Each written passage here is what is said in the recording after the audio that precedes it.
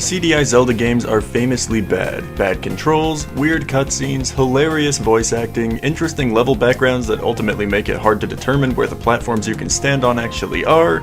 I mean, there's a lot you could speak on in these games. But what if we took all the features people clown on from the CDI Zeldas and made a really good game out of them? Ladies and gents, my name is Myloe, and today I'll be covering the incredible Arzette Jewel of Faramore. This has to be one of the most enjoyable retro-style games I've played in a long time. Stylistically, it feels one-to-one like an old Zelda CDI game. We've got the hilarious MS Paint type animation, incredible voice acting that is only ever done poorly on purpose for certain characters, watercolor backgrounds that look outstanding and aren't very confusing when it comes to platforming through them, items to collect through multiple different areas on the world map that will help in both progressing your character towards the end of the game as well as keeping our main character growing in strength and ability, and a main character that actually controls well. But let's slow down and go through some of this stuff, because the whole structure of this game and everything that plays into it is just a shining example of great game design. They really were able to breathe new life into an old style of game that never really had its chance to shine properly. Firstly, the controls. Obviously, this game isn't meant to play the same way the old Zeldas did, but instead give us a proper 2D platforming control scheme. We move side to side, we can jump, we can swing our blade, and we have a button for using the items that we'll be collecting throughout the game. This simplicity here builds well towards the experience you'll have running through this game because it allows you to simply focus on exploring every nook and cranny of each area that you'll be visiting. And you'll want to get used to these areas too, because there are a ton of them that you'll be visiting, and multiple times throughout the game at that. Sometimes you'll be running through a forest only to find that you aren't able to get past this white wall, so you have to come back later when you have this power glove that allows you to punch straight through it and reap the benefits of your exploration. In an interesting sort of way, this game kind of functions a little bit like a Metroidvania in that sense. Plenty of areas, items, and power-ups to collect in order to access previously unseen areas, and a decent number of bosses you'll be working your way through as well to get everything. What are all of these items and power-ups, you ask?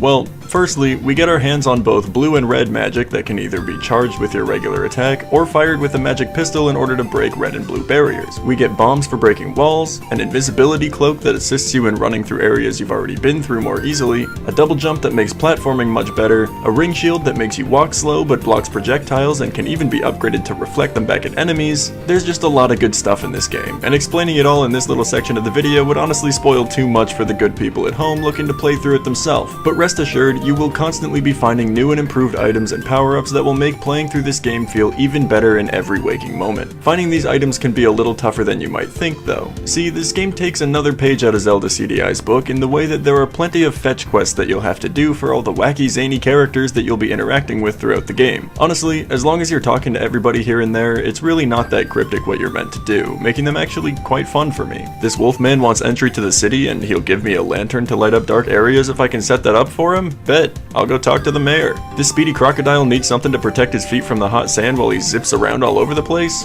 Dope. I'll just give him these enchanted boots I found and maybe he'll give me a taste of that speed that he's always running with. It all feels really natural, and it was really satisfying talking to all these characters and slowly piecing everything together that I needed to give everyone in order to upgrade myself along my journey. Fetch quests are often looked down on, but I really think this game did it well, and I urge you not to let it keep you from trying it yourself. To spin around and talk about something different real quick, let's touch base with this game's combat. I mentioned before, we just have a sword button and we can jump, but the combat here really isn't boring at all. We eventually get a charge attack, a magic gun, multiple items that can be used to deal higher damage than just our swings, and we get a couple upgrades to our blade as we run throughout the game. All of this mixed with the fact that we have a projectile shield to use wherever necessary, we've got all the tools to make boss fights in this game a blast. Admittedly, some of them are pretty simple, especially if you're making use of all the upgrades and items that you've come across so far, but many of them are also really cool and fun. Not to mention, if you haven't been exploring quite enough to find yourself a couple life upgrades, it can be pretty tough sometimes to get through a fight without having a few deaths first. In every aspect of this game, from its presentation to the characters you'll be meeting along your journey, all the way down to how it feels to play through and even achieve 100%, I had an amazing time, and I really think you will as well. Please do check out Arzette Jewel of Faramore on Steam, as it really doesn't cost much and it will reward you with an unforgettable adventure. It's also worth mentioning, they got the same guy who did the Zelda CDI painted backgrounds to paint the levels in this game, and had Link and Zelda's old voice actors Jeffrey Rath Beth and Bonnie Jean Wilbur respectively to play their parts in doing voices for this game. Zelda's voice narrates the opening cutscene, and Link's voice plays the character Dale that you'll be seeing throughout the entire game in many cutscenes. If you like videos like these, jumping headfirst into old or stylistically old games that I've never played before,